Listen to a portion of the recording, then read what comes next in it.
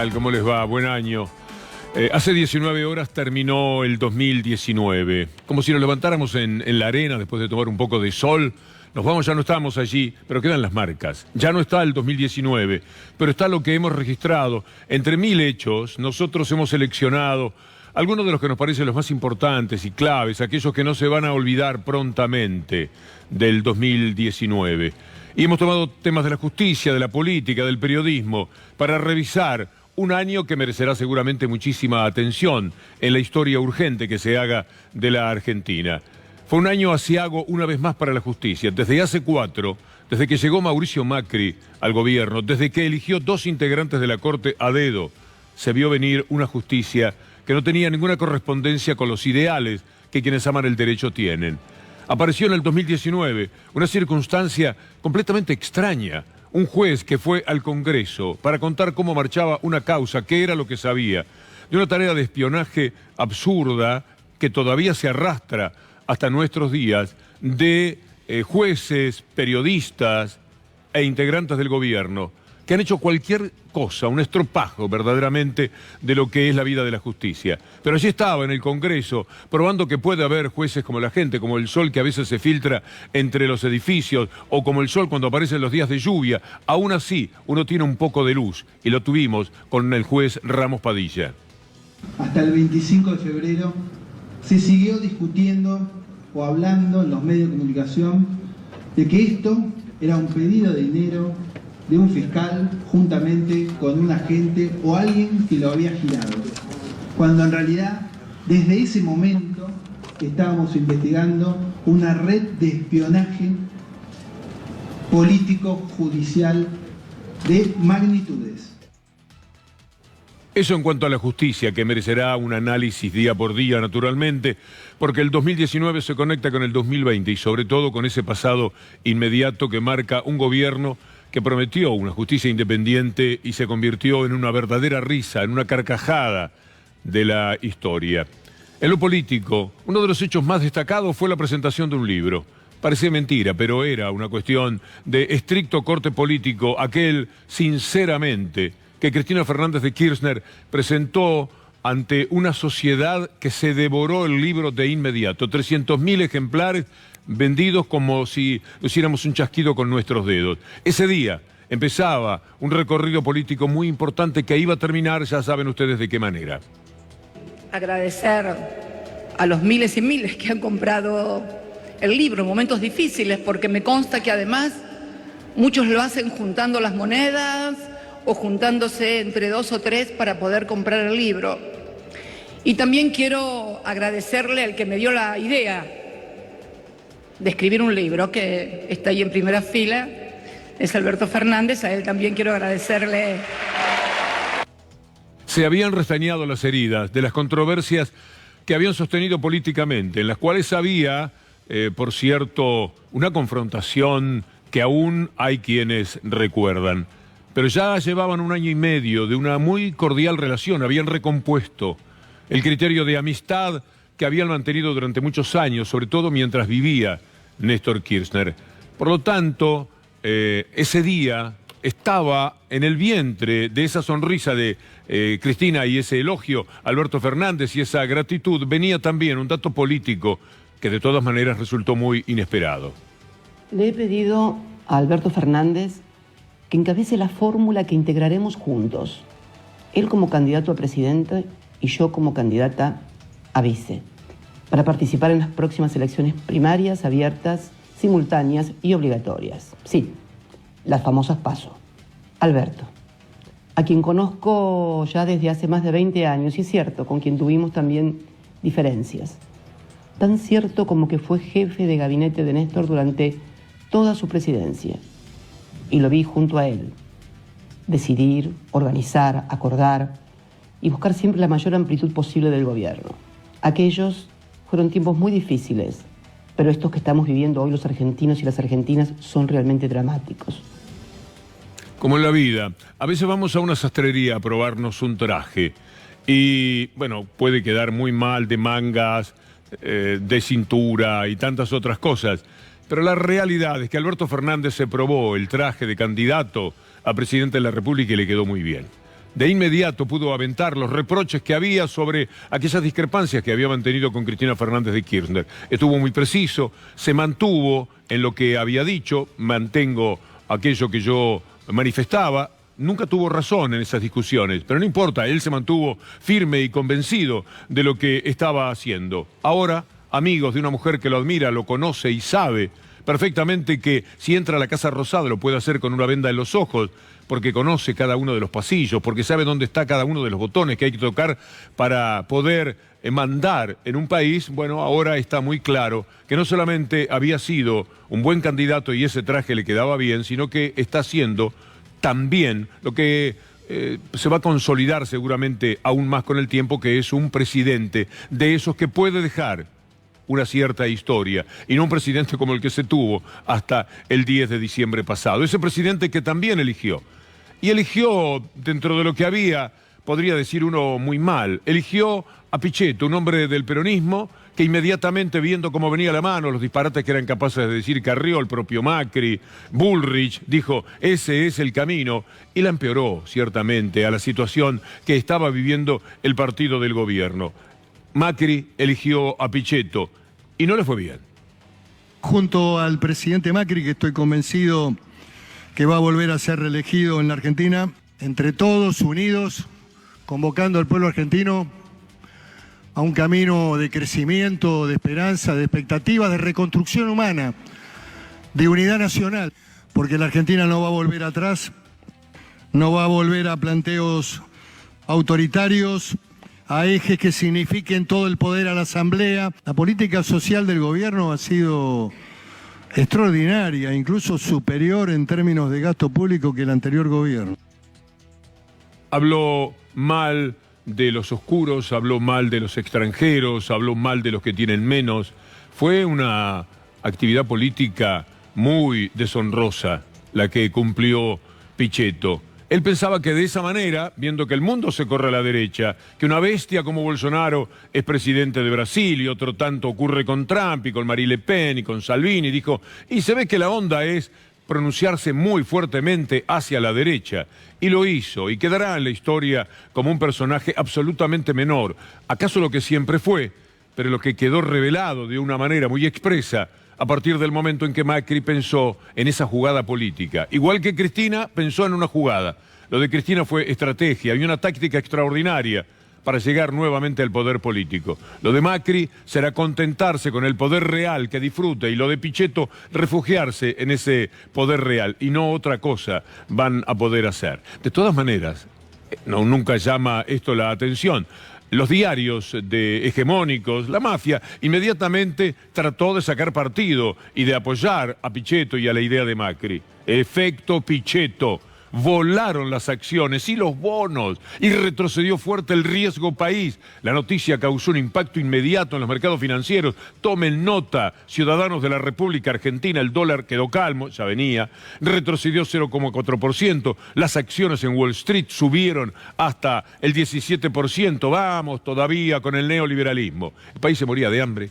La situación era un verdadero caos desde el punto de vista institucional, en la justicia. La relación de los medios con la sociedad era la peor de la historia, pero a Macri lo favorecían de todas maneras, y a Pichetto con títulos como este, que presentamos uno tan solo, pero podrían ser muchos más. Fue merecido, en consecuencia, lo que ocurrió el 27 de octubre.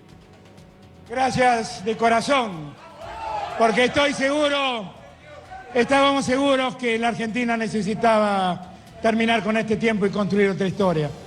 Y estoy seguro que hoy los argentinos empezamos a construir otra historia.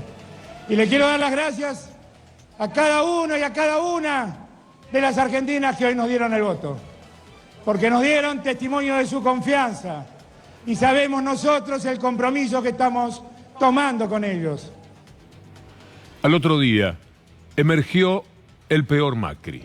Sí, peor que aquel que estatizó la deuda privada que tenían en la familia Macri en 1982. Muchísimo peor todavía que el hombre que decía que al salario hay que acortarlo, o el que mentía que la pobreza tenía que ser cero. Usted puede recordar muchísimas cosas de Macri, peor todavía que los contrabandos, por lo que fue juzgado en varias etapas judiciales y salvado por una Corte Suprema de vergüenza al final del siglo pasado. Usted puede pensar en varias ediciones de Macri, puede decir Panama Paper, puede decir Correo, puede decir peaje, de lo que tendrá que dar muchísimas explicaciones, puede decir parques eólicos, mire, puede decir muchas cosas.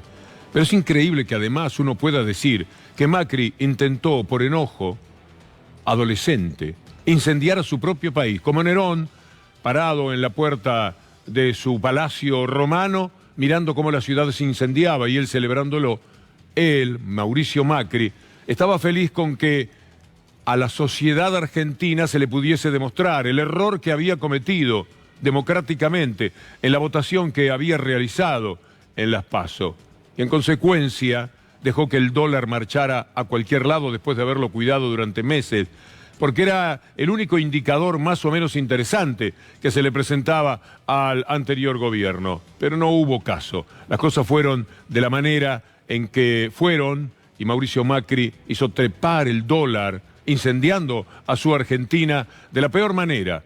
Ahí empezaba una etapa de más dolor todavía para una Argentina ya herida. Digamos, es tremendo lo que puede pasar. Entonces lo vengo diciendo hace 3 años y medio, no se lo digo desde ahora, ¿no? Se lo dije siempre. No podemos volver al pasado porque el mundo ve eso como el fin de la Argentina.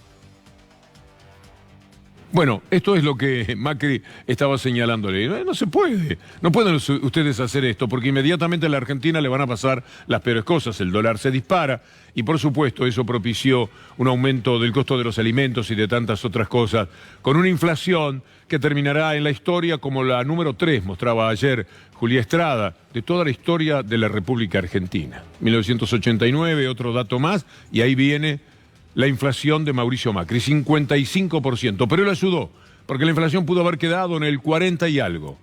No obstante, después de lo que él no hizo por el dólar, bueno, se disparó absolutamente todo. Martín Redrado, hombre que estuvo en el Banco Central, contó a los pocos días qué era lo que había hecho Macri, como para que quedara bien claro una de las maniobras más tenebrosas que uno pueda imaginar de un presidente con respecto a su pueblo.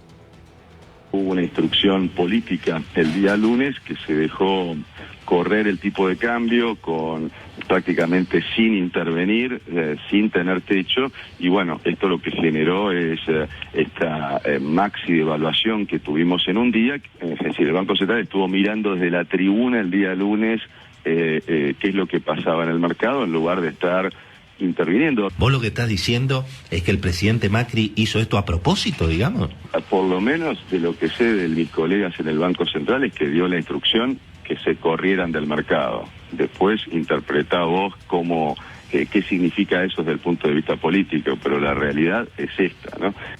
¿Qué pasó con el dólar en el año 2019? Tenemos 2 elementos para que podamos justipreciar aquello que hizo Macri a partir de las PASO. El dólar blue ahora, el billete trepó casi 94% a 78,50. La moneda informal se mantuvo sin variaciones según el promedio de ámbito en Cuevas de la City porteña. Y otro más que tiene que ver con este periodo aciago de la política y de la economía de la Argentina. El dólar de la era Macri registró una suba de casi el 550%. ¿Por qué nos tendríamos que sorprender que la inflación haya tenido un recorrido que se compadezca con estos números escandalosos a los que se llegó después de tomar cada una de las medidas con 3 ministros de Economía? Ninguno sirvió para nada, designados, como recién contaba Julia Estrada, por Mauricio Macri. Mire, les vamos a dar algunos datos del balance del año. Son unas rápidas placas a las que usted tiene que prestar atención porque son números en el trabajo de ciudadano que tenemos que realizar empoderándonos de la nueva situación, que son valiosos. Subió 24 pesos el dólar de 38 a 62. La fuente siempre es el CEPA. 63%. Subió 24 pesos a partir del momento de las PASO. Sigamos con las placas que marcan que se perdieron 21.000 millones de dólares de las reservas del Banco Central. de 65.000 se bajó a 44.000 millones de dólares. Y más tenemos que evocar desde el punto de vista económico este año. Los bonos argentinos cayeron el 55%, porque muchas empresas terminaron viniéndose abajo. La pérdida de empleo fue tremenda. En un año, 160.870 personas perdieron su trabajo. ¿Y qué más tenemos para redondear del 2019? El cierre de las pymes. En un año, 12.690. La fuente es el CEPA en base a los datos de la AFIP. Por eso, a nadie podía sorprender ya, después de las PASO, lo que ocurrió el 27 de octubre. Y que estamos aquí porque no fue tampoco magia. Estamos aquí hoy porque hemos unido las voluntades, no solamente la voluntad individual de un dirigente o de una dirigente, la voluntad de millones que creen que es posible vivir en un país diferente, en un país mejor. Y ahora llega el tiempo de demostrarlo. Lo que se hizo hasta el 2015 en términos de políticas públicas tiene que volver y de a poco están asomando. Hay alivio en la gente, hay alivio también en el alma. Si uno mira lo que ocurría anoche en la ciudad de Buenos Aires, una cierta calma para un 31 de diciembre, puede pensar, la gente se quedó tan mal de plata que no tiene ni para los fuegos artificiales. Puede ser, para los cohetes y todo lo demás. Por primera vez, por suerte, no hubo nadie que sufriera heridas por esa relación que se tiene con ciertos explosivos. Pero también puede ser que muchísima gente se fue. Y se fue gente que a lo mejor no tenía hasta hace poco tiempo la idea de que se iba a poder tomar vacaciones. Uno no lo hace a veces por una cuestión económica y a veces porque no tiene ganas. Ocurre que en estos 4 años muchísimas veces lo que nos faltó fue el deseo de hacer algo, porque estábamos viviendo dentro de un tsunami, una ola que nos había envuelto y que nos llevaba para todos lados, enloquecidamente, y nosotros prácticamente indefensos. El poder real más el poder político ha sido lo peor que le pasó en la historia, fuera de las dictaduras, a la República Argentina. Es lo más nefasto que puede suceder, neoliberalismo, pero además de la mano del poder real, lo tenían absolutamente todo. Por eso hicieron el desastre, el estropicio que llevaron a cabo durante este tiempo. Dentro de ese mundo de la política, de las victorias y de los festejos, hubo uno que se destacó muy especialmente, el nuevo gobernador de la provincia de Buenos Aires. Felices noches, porque hoy, una vez más, habló el pueblo argentino, decidió el pueblo argentino, habló el pueblo de la provincia de Buenos Aires, decidió el pueblo de la provincia de Buenos Aires. Pocas veces uno ve en el contacto con la política algo tan justo como lo que sucedió con Axel Kicillof. Fue el mejor parlamentario que tuvo su partido, el más enérgico, el que participó más veces, pero siempre dentro de una convicción democrática que, por cierto, no asiste la vida de muchísima gente de la política. Cuando perdió a los 4 años, Kicillof empezó a ser un ganador, y un ganador dentro de la democracia. Empezó a ser un hombre que daba un ejemplo de cómo se debe luchar en la vida política, y lo hizo de una manera que lo enaltece posiblemente para siempre en el historial político de una persona. Movimiento democrático, es profundamente democrático, respetamos el dictado de las urnas y ya estamos trabajando para mostrarle al pueblo de qué se trata y ganar la próxima elección en las urnas, para eso estamos trabajando. Es increíble, cuando yo escuché estas palabras dije pobre iluso, porque la derrota parecía ante ese poder real algo ilevantable, y aunque la gente cantaba a volver, vamos a volver, y lo hacía con un entusiasmo. Y después siguieron por muchas plazas de la República Argentina, miles y miles de personas, o se levantaban en el teatro de pronto y decían, a volver, vamos a volver, y se prendían 4 o 5, y de pronto una buena parte del teatro estaba cantando que iban a volver. Esas palabras de Kicillof parecían las de un monumento a la ilusión, pero no se correspondían con una cierta lógica. En democracia era muy difícil revertir la situación porque esa democracia está opacada, eclipsada por el juego de los medios de comunicación. Así que yo decía, con todo respeto, pobre muchacho, no va a poder.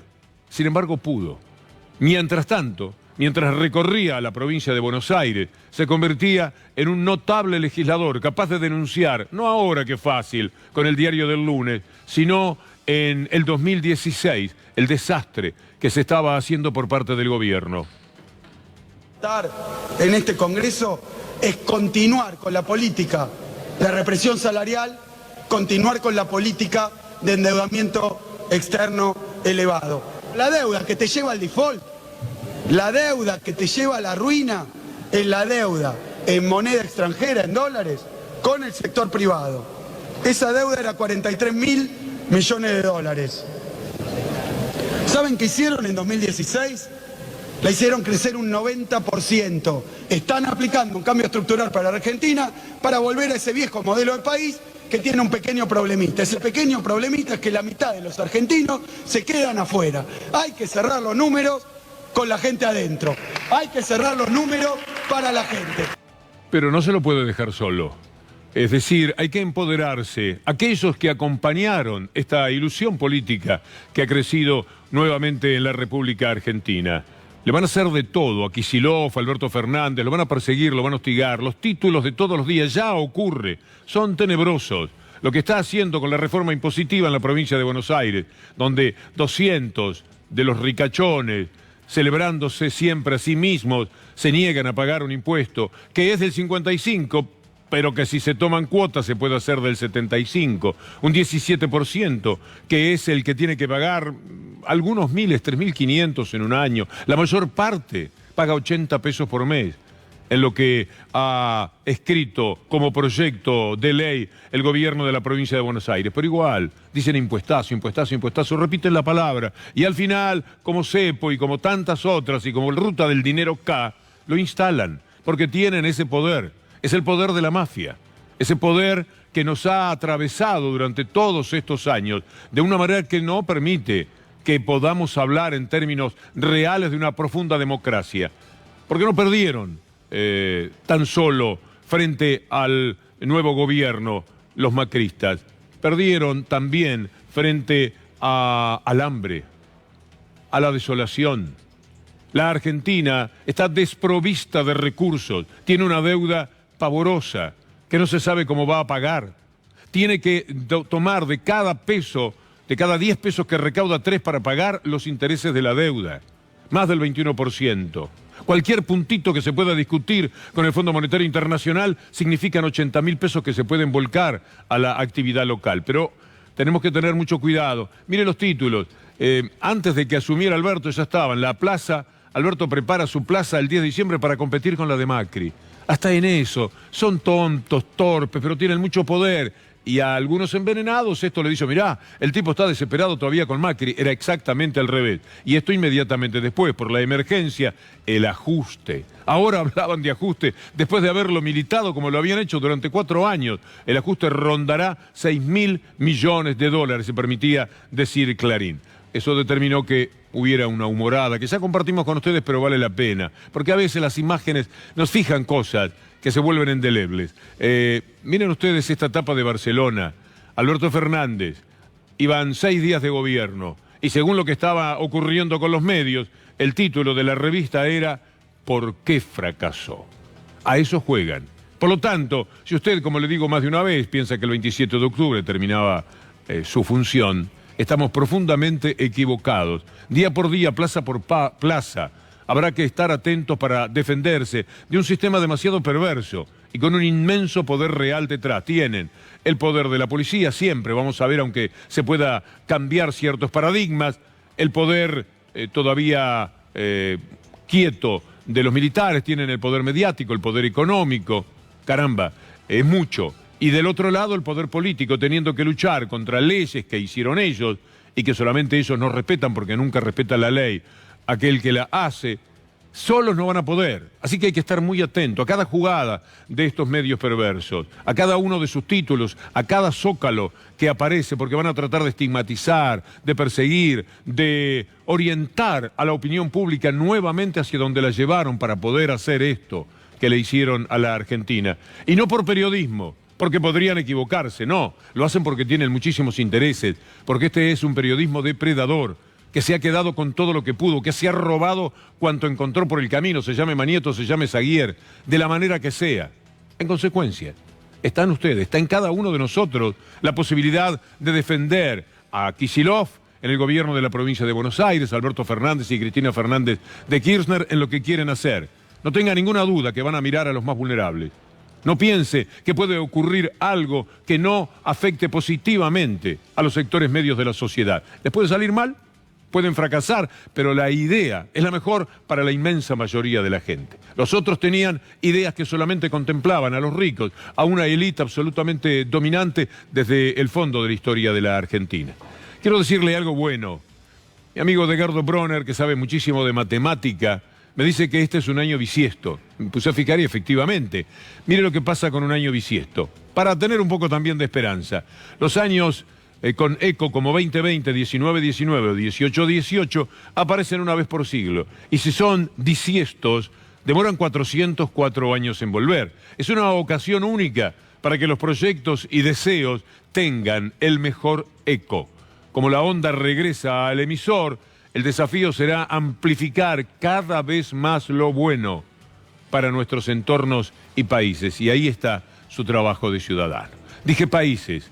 Integramos una región que tiene solamente un gran amigo desde el punto de vista ideológico, que es México, su gobierno. El resto estamos rodeados en estos momentos, pero ya vendrán mejores ocasiones para nuestra América Latina. De todas formas, hubo episodios que nos alegraron y otros que nos provocaron una tremenda tristeza. Lula libre era algo que decíamos a cada rato por los medios de comunicación, y Lula quedó libre al cabo de una decisión de lo que podríamos llamar justicia, por así decirle, de Brasil, pensando que este hombre, que estuvo en relación con los más poderosos hombres de la tierra, que pudo participar de los negocios más impresionantes, que por supuesto no tiene un centavo partido por el medio, en ningún banco del mundo como lo han tenido todos los opositores que lo denunciaron y lo persiguieron, a este hombre lo condenaron por un apartamento que nunca fue de él, que no está a su nombre, que no le pertenece, que no tiene ninguna relación.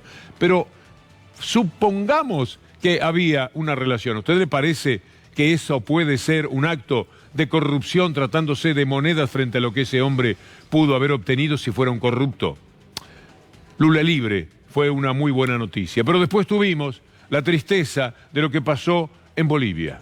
En Bolivia quitaron al último gobierno que ha venido haciendo las cosas de manera positiva y exitosa para el pueblo. Evo Morales cayó al cabo de un golpe de Estado siniestro, dado por la oligarquía de Bolivia, aplaudido por las oligarquías del resto del continente. Un gobierno asesino de una señora que tiene como apellido Áñez y que se hizo cargo sin ningún mérito personal de la presidencia del país. Cualquier cosa venía bien después del golpe de Estado contra Evo Morales. Ella fue la que le dijo a los militares: maten. No van a tener que rendir cuentas a nadie le vamos a dar explicaciones de lo que hagamos. Y mientras tanto, Evo, que, entre otras cosas, fue denunciado porque dormía en una cama un poco más amplia en el Palacio de Gobierno, y un indio no tiene derecho a eso. Un indio tiene que dormir en el suelo. Bueno, durmió en el suelo esa noche en la que lo buscaban para matarlo. He convocado esta conferencia para denunciar ante el pueblo boliviano y al mundo entero. Está en proceso un golpe de Estado. Aunque quiero decirle, ya sabía anticipadamente, se prepararon la derecha con apoyo internacional para un golpe de Estado.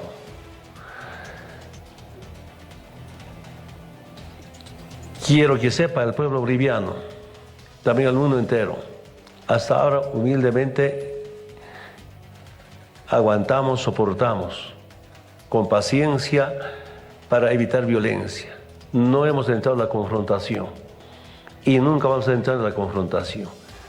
Pero quiero decir al pueblo boliviano, primero, estado de emergencia y movilización pacífica y constitucional para defender la democracia.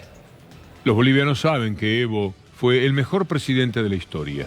El hombre que terminó con el 82% que llevaban las multinacionales para sus países, dejando apenas el 18% a una Bolivia donde no todo el mundo sabía leer y escribir, a una Bolivia hundida en la mayor pobreza. Evo cambió eso, el 82% para Bolivia, discúlpenme, les dijo, pero lo que sale de mi tierra tiene que ser para la gente que vive aquí en primera instancia. Entonces el 82% fue para Bolivia y el 18% fue para las multinacionales que no se fueron. Mire si ganarán. Les dejó el 18 nada más Evo y se quedaron. Y dio vuelta a Bolivia como si metiéramos la mano en el bolsillo y lo quitáramos para afuera. Eso hizo Evo con Bolivia. Pero claro, es indígena, lucha por los pobres, hace emerger una clase social que los oligarcas desprecian y en consecuencia fueron armándolo poco a poco en lo que ahora hasta ese Camacho de la Biblia, la cruz, de rodillas besando el piso en la Casa de Gobierno de Bolivia, admitió frente a la Organización de Estados Americanos, fue su padre y él, de Chepibe, ayudando a que se diese ese golpe de Estado que ahora nadie duda que se produjo. Pero mire lo que es el poder real. El poder real puede con un gobierno que había hecho las cosas bien. El poder real defiende a un gobierno que hace todo mal respecto al pueblo. En Chile salió el pueblo a la calle y se defendió la oligarquía. La mujer del presidente llegó a decir, tenemos que terminar con nuestros privilegios un poco, con tantos privilegios. No podemos seguir quedándonos absolutamente con todo, nos van a matar. Vienen alienígenas, cualquier cosa, decía la mujer en ese momento de desesperación. Chile tuvo días y días y días, pero le arrancaron los ojos con balas de goma a su gente y mataron a muchísimos chilenos. Entonces, ahora ya Chile parece domesticada. Ojalá que no sea así. El pueblo siempre tiene algo para decir, pero allí se impuso una vez más la oligarquía, el poder real por encima de los deseos y las necesidades del pueblo. Más de 20 días de movilización en que el pueblo salió a manifestarse y la derecha lo que hizo fue responder con violencia, con represión. Pero más que solo la violencia física, es la violencia simbólica, la violencia económica, la violencia de la desigualdad. O sea, no hay nada más violento que las políticas que la derecha propicia cuando vemos que ellos le mienten descaradamente a la gente, cuando dicen que, por ejemplo, es justo que los ciudadanos vivan con pensiones de pobreza. O sea, ellos propician un sistema de pensiones que lo que hace es condenar al ciudadano, a los trabajadores, a las trabajadoras, a vivir con pensiones de pobreza a través de un sistema de capitalización individual que además quieren seguir proyectando por 40 años. Pero esto es lo que sucede en buena parte, la mayor parte ahora de América Latina. Lo charlábamos con otro chileno, Marco Enríquez Ominami, que conoce América Latina como no más de 10 personas la conocen, porque la ha recorrido intensa y permanentemente, y además de chileno es latinoamericano. Y me impactó esta América Latina empobrecida, pero además odiándose. Y escuché discursos increíbles en mi país. Bolivianos tales por cuales que se jodan con el mar. Peruanos tales por cuales que nos quieren canibalizar. Estoy hablando de donde yo me eduqué en Chile, en la elite del 1%. O sea, era la gente más supuestamente educada. Y yo siempre quedé horrorizado. Entonces, para mí América Latina, hijo de Col y Miteo, siempre ha sido mi combate. Ese. Y por eso que básicamente soy un hombre de izquierda por eso, para ser bien honesto.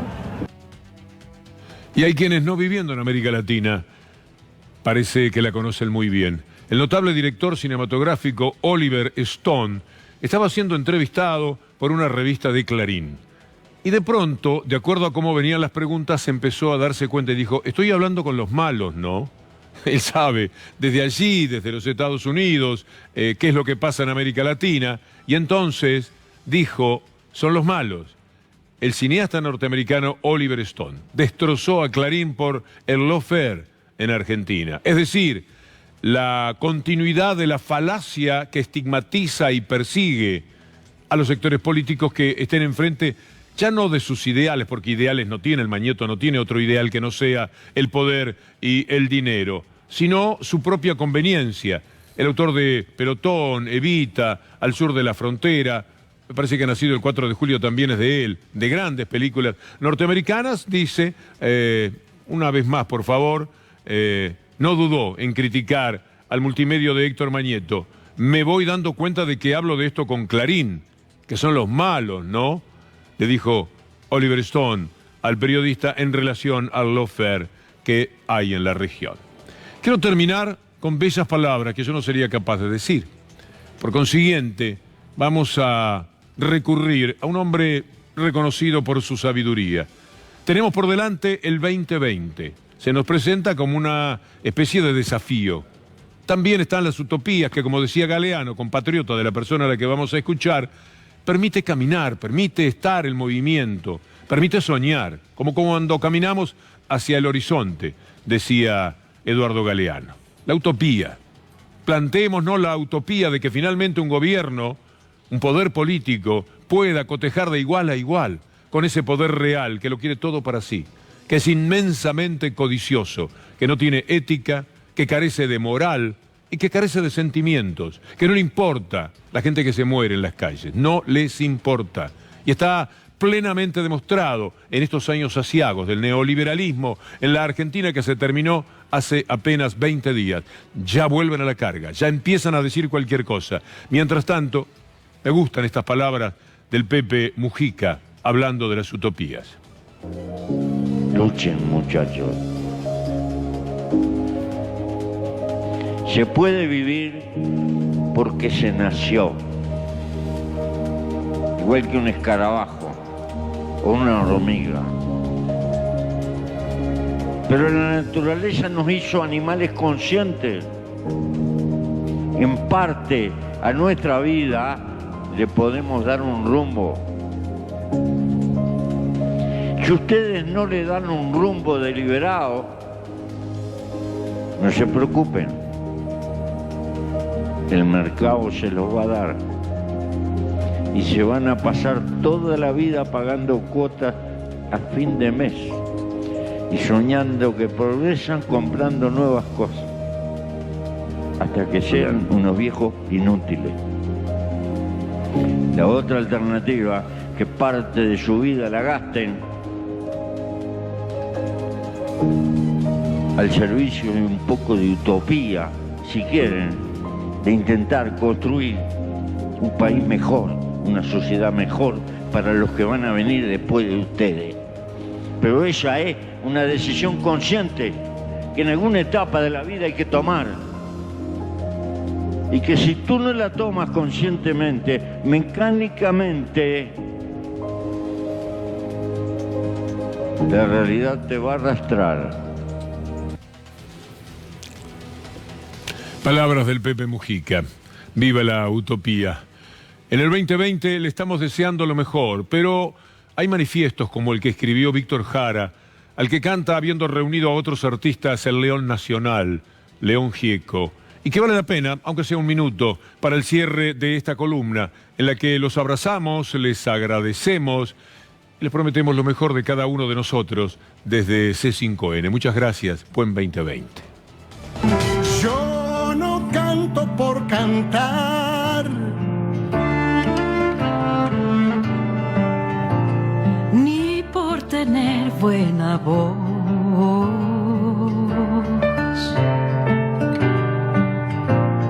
Canto porque la guitarra,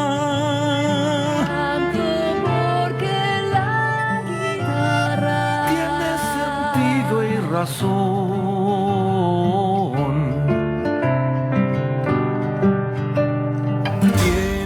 Corazón de tierra y alas de palomita.